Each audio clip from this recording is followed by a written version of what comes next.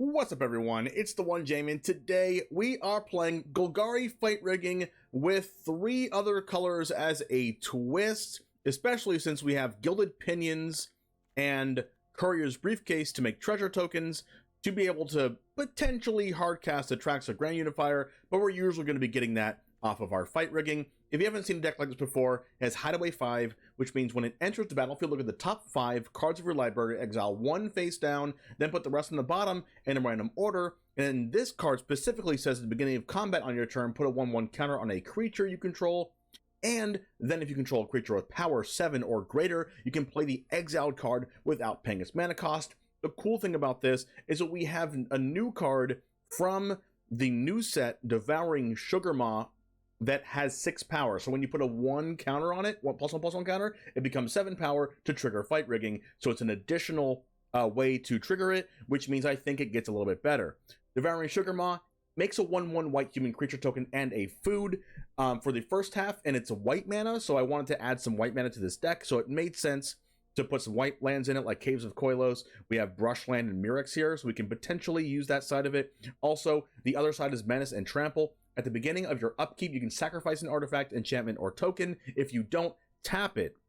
So we're going to be either sacrificing Fight Rigging after we've already got it off. We can also sacrifice Phyrexian Fleshgorger, not that we want to, but we can. Virtue of Persistence, Courier's Briefcase token, or the treasure, or a treasure off of Gilded Pinions, or Gilded Pinions itself. So I wanted to have some kind of artifacts and tokens in there in order to keep attacking with Devouring Sugarmaw, because it is a 6/6 for 4, which is pretty darn good.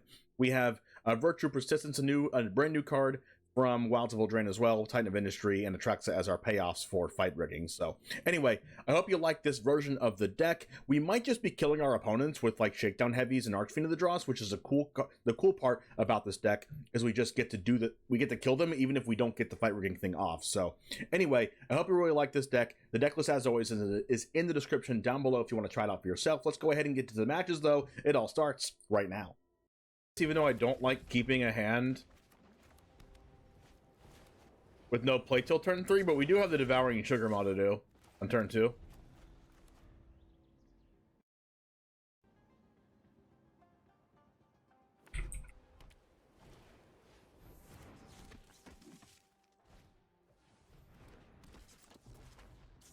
That is a really powerful start for Mono White. This is basically what they would do in Pioneer. I guess our chance is to make a 2/2 here and hope they don't have removal. One sec.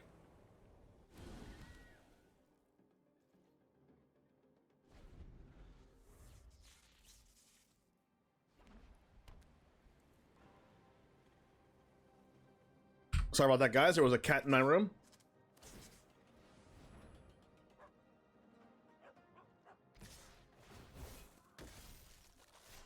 Can't block.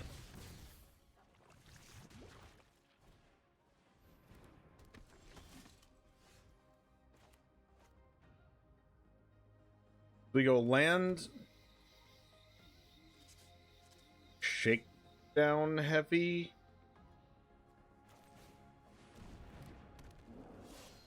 Yankipper, thanks for the follow.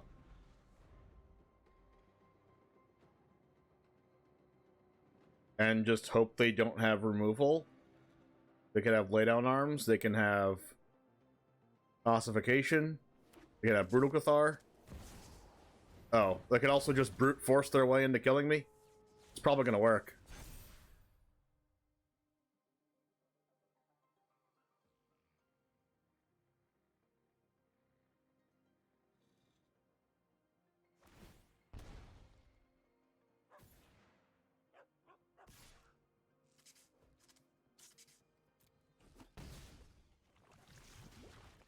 Ooh, Virtue's really good here.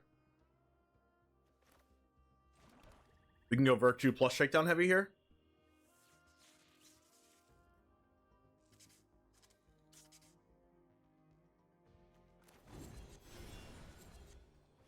Kind of have to get rid of that.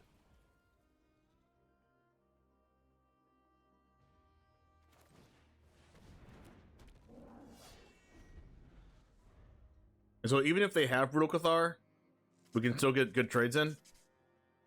I thought about killing the Intrepid Adversary, but I think the Skrell is, like, really insane.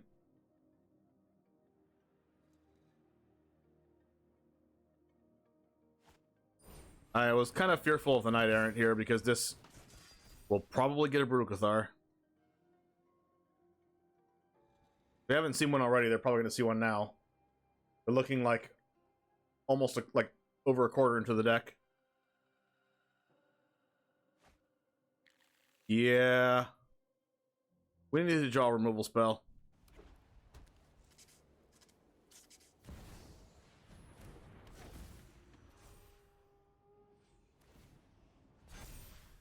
Well, that's a removal spell. It just doesn't remove this. At all.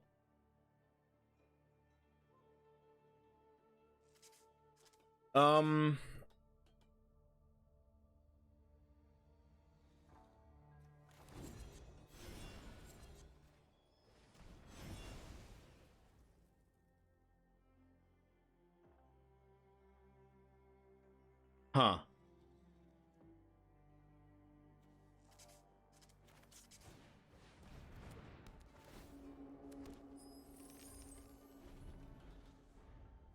Think I'll use the have for dinner side.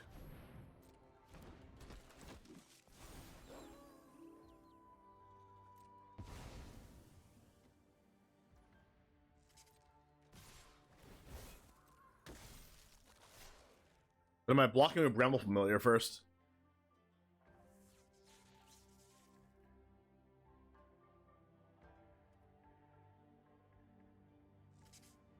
Think so?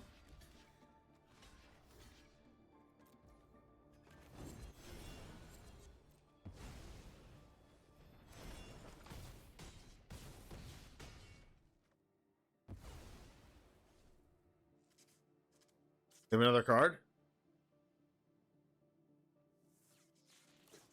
Ooh, land. Okay. Ooh, wow.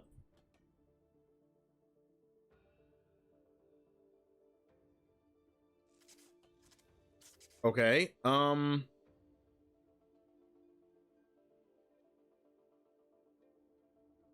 can't do two things a turn. I do kind of have to play a spell. Let's play Devouring Sugarmaw then, instead of go for the throat.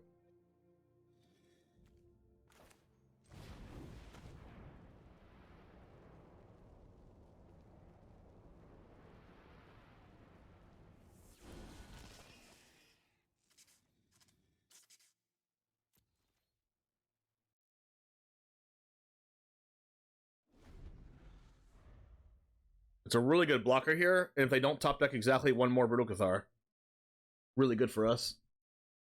And they can't use Recruitment Officer and Brutal. They also can't use Recruitment Officer and Hopeful Initiate.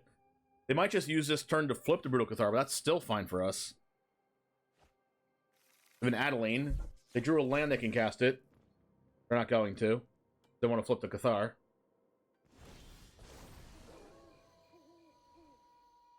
We'll sack the Pinions. Rigging.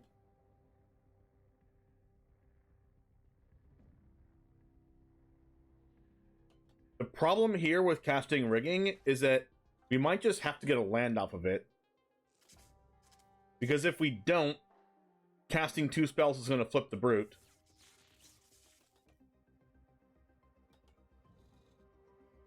I think I should just go for the throat plus eat a food.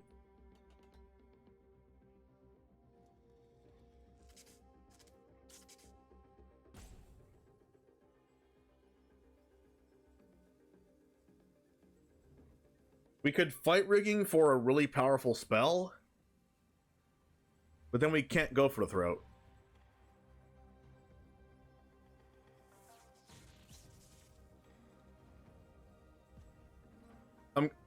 I might just go for it. I'm gonna go for it. Shieldred. Shieldred or Bramble Familiar?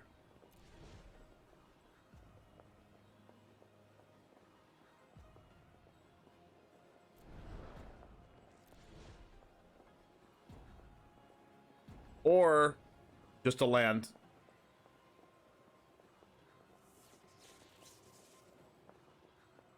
This is hard. We can Bramble Familiar and try to high roll into like a Titan of Industry.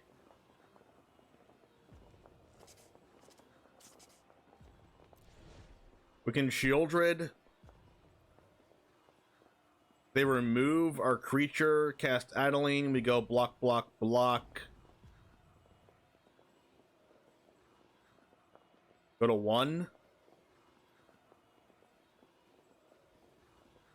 Do I have to just take a land here?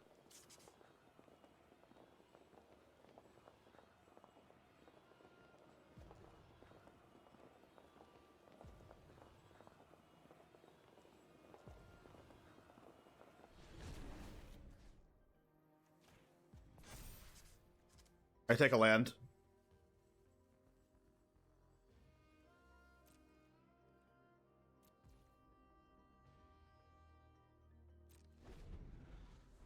That was a hard decision.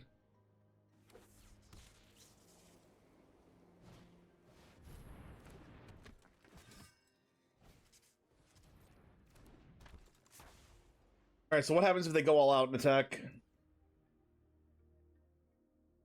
We go block, block, block. Take 3.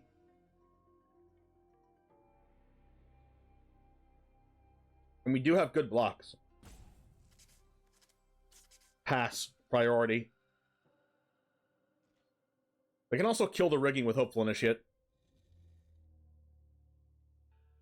They cast 2 spells this turn, which means they're going to flip the Brute. So they flip it. They target. Maybe I should have eaten the food, but I kind of want to sack it with the Sugarmaw to keep the Sugarmaw alive.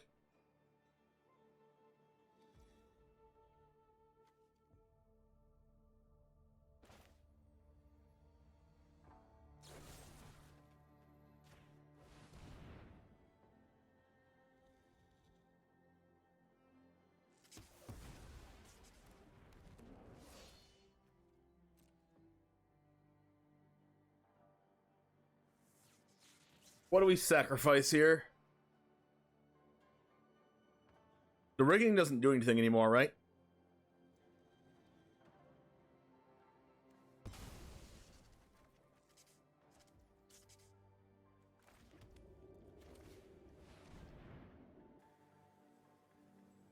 It feels like Archfiend and Sugarmaw do the same job as a 4-drop, but Archfiend does it better and doesn't require wings for sack targets. Yes. But Sugarmaw gives us more redundancy. And also the wings and the Courier's Briefcase are just cards we want anyway, right? Because we want to ramp into a 4-drop on turn 3.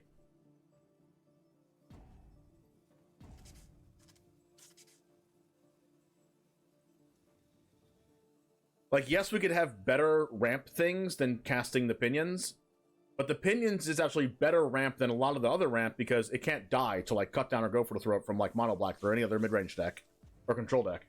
So we still get the ramp in the form of the treasure that is less susceptible to removal. That's the reason why I like Briefcase so much, because it makes a blocker that you don't even really need. You can sack the blocker for Sugarmaw if you want to, but you can also... It's also, the treasure is just less susceptible to removal, and it's not like your opponent wants to use Artifact Hate on your treasure token, you know?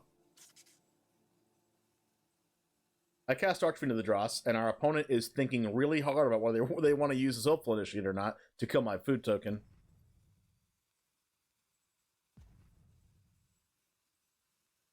I guess we could technically draw an untap land for turn, Hardcast Virtue Persistence, Fade Death again, and then start recovering all of their creatures. I don't think I can die if they top deck Brutal Cathar here. I kind of want it to go to nighttime so that if they top deck Brutal Cathar, it doesn't actually kill anything. I want to use this food token before before they want to remove it with Hopeful Initiate. I might just do it anyway. I guess they could have. They could either be slow rolling me, you know, roping me, or they could just be their internet could have turned off, so I don't even really know what it is, but judging by our other opponents' pace of play, I'm leaning towards slow roll. Slash roping.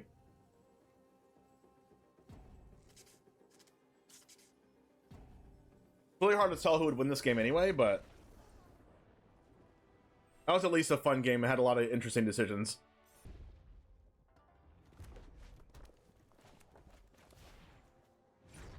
I like this hand. Ooh. Especially Virtue's Persistence against Mono Red. Gain some life.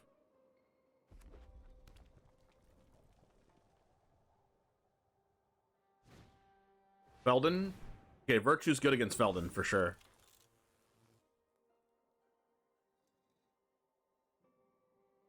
Alright, opponent, it's time to attack. Nothing else you can do.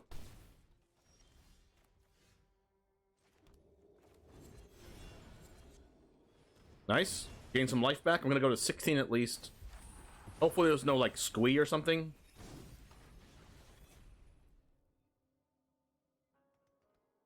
Am I fight rigging the whole matches or just our deck? Just our deck needs to be rigged. Our opponent's decks are already rigged. This is best of one. This is the best of one mono red shuffler algorithm. It's already rigged.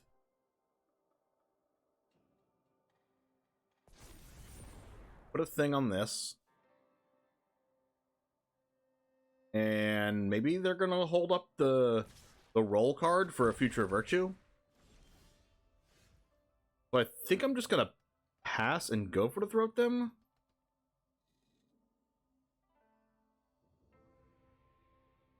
Or Shakedown Heavy. If I Shakedown Heavy, ooh, I don't have an untapped land for 4 lands next turn. So I should Restless Cottage tapped and then go for the Throat this turn, I think. To just play around the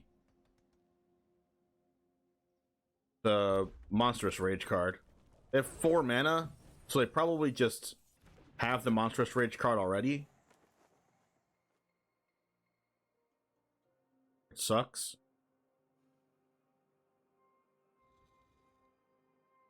I think I'm going to go for the Throat in response to whoever they target with the Wicked Roll token. Because, like, I save a damage from this roll dying, and I also save the 2 damage from this. If they want to Monstrous Rage something, I guess I'll take extra damage, but if they're a smart mono red player, they're not going to use the Monstrous Rage until it's absolutely necessary. So maybe our Virtue of Persistence is worse because of it, but it is what it is. Well, no. Virtue of Persistence against Monstrous Rage, it only gets +1/+1, right?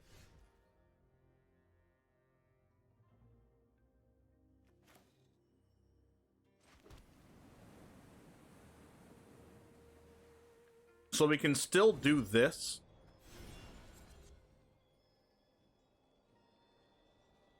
On this.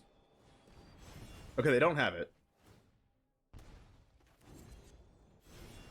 And we'll play our 2/2. Well, I'm glad they don't have Monstrous Rage. That was a good test. What's up, Joden? How's it going? That's a chick.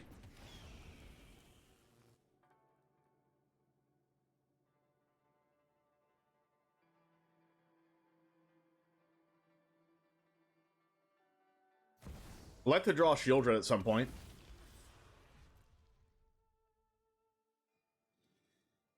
To give us the chance, we'll block the etching. Oh, they have a Monstrous Rage? Oh, they have a Play with Fire. Oh, Witchstalker Frenzy. Interesting. Okay, I need to draw something good here. That is okay. I could just attack them and then make a food, or just block with the cottage. That's not good. Let's just attack. Let's just play the heavy, and if they top deck Lightning Strike, we just lose. But it is what it is. Attacking with cottage doesn't do anything anyway.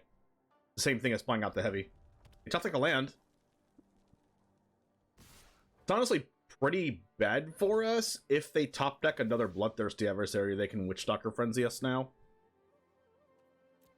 You're also dead to a lot of stuff.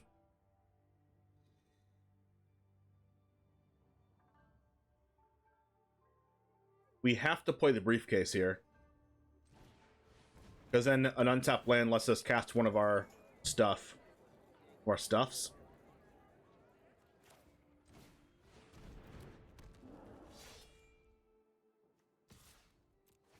We have to attack because we have blockers anyway. They now with Phoenix Chick here, they can top deck a play with fire. We're dead to a lot of stuff. I mean, by attacking with the Shakedown Heavy, it means we lose to another Bloodthirsty adversary, but... I mean, hey, if they have a burn spell, we're dead. We just have to fade it off the top. Oh, that's an untapped land.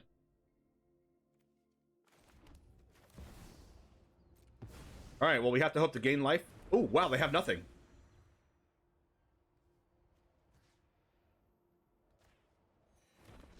Okay. Wow. We're doing it?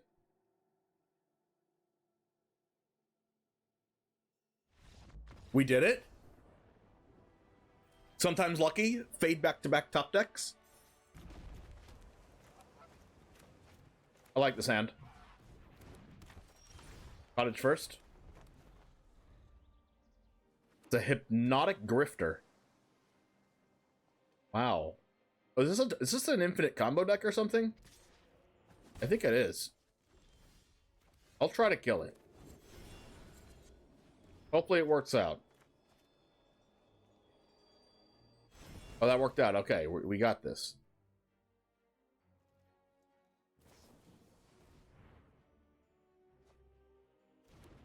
Scry to the top. And by scry, I mean surveil.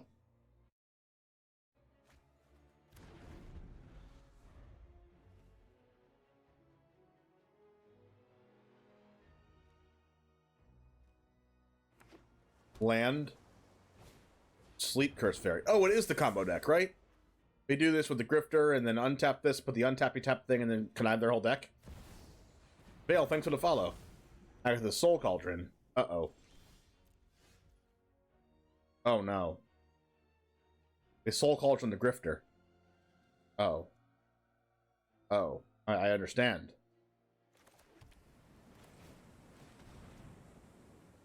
I understand, and this is painful. Hopefully I don't lose.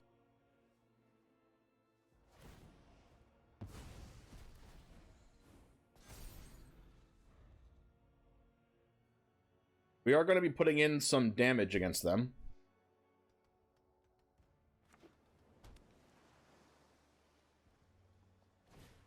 Training route. Oh, no.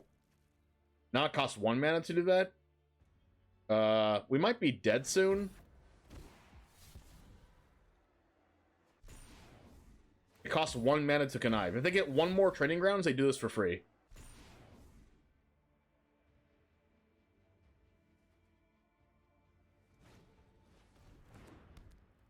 Dang it, that's a 1/1. Takenuma.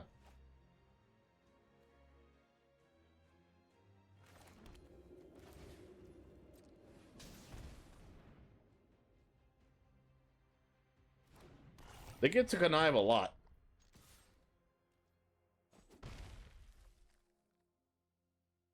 It's still 1 mana with 2 training rounds, so they can't do it for free. Can't reduce the mana and that cost to less than 1 mana. That makes sense. So it's always 1 mana. They can untap. They can untap for 1 mana, and they can connive for 1 mana. So it's not actually infinite. I feel like it's they need like 1 more combo piece for it to be infinite.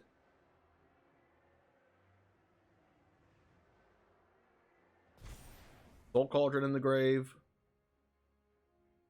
They can block the Archfiend with the Sleep Curse Fairy. I'm okay with that. But they can block it. They can untap it, block it, and then connive.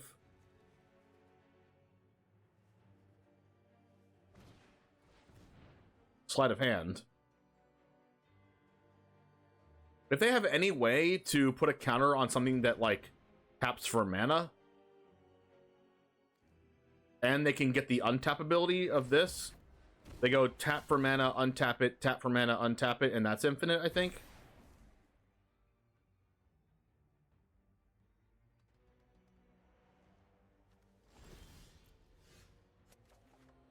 Fight rigging. Oh, that's pretty good.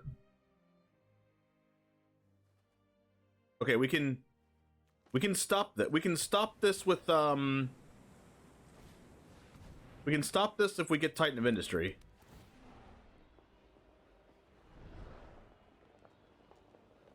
Oh, Sheoldred's pretty freaking good against this too.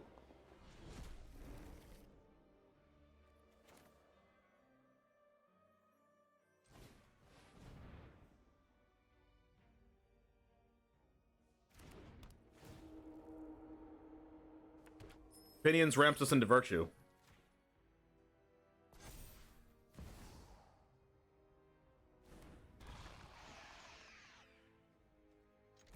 Yeah. Hit him.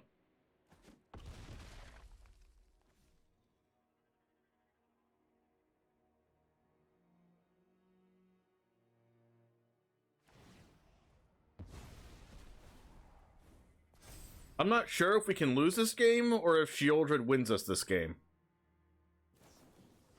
I guess they need a witness protection, right? Or like some kind of bounce spell?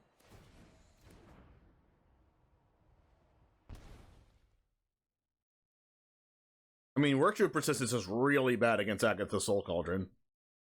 But there's nothing else we can do. I guess we can Takenuma and get a creature and play it. They're gonna connive, they lose life from this. I don't really know if they can win the game through Sheoldred here, especially only being at 7 life. And they're currently still in their upkeep, so they have a draw for turn left. They have to win in their upkeep, I think. Maybe I just don't know how this combo works. But I think it requires them drawing their deck, which Sheoldred does win the game. Alright guys, thank you very much for hanging out. There is a little bit that has to be worked on with this deck. I did want to try the Pain Lands, to be able to cast Atraxa. Atraxa never came up, we never got it off of Fight Rigging, we never got Titan of Industry off of Fight Rigging, but we did get a chance to have Bramble Familiar off of Fight Rigging, which I think is interesting that it's a ramp card and you can cast Fetch Quest off of it to mill and hope to hit one of the Titan of Industry and Atraxa. And Virtue of Persistence works really well with Fetch Quest as well because it returns at a creature, enchantment, or land. So I think this deck has a lot of synergy, a lot of things going on, a lot of things you can do with it, and the lands are just another thing you can do with it as well. So you can easily just cut Atraxa and add another Titan of Industry and just not care about the other side of Devouring Sugarmaw. But if you do that, then you're gonna be able to not untap the Sugarmaw sometimes. So I feel like this was the best way to build it, but this is not in its final form, I should say. So if you want to try it out for yourself, check it out in the deck list in the description down below. Like the video if you like the content, subscribe to the channel if you do want to see more content like this, and I will see you in the next one. And as always, peace.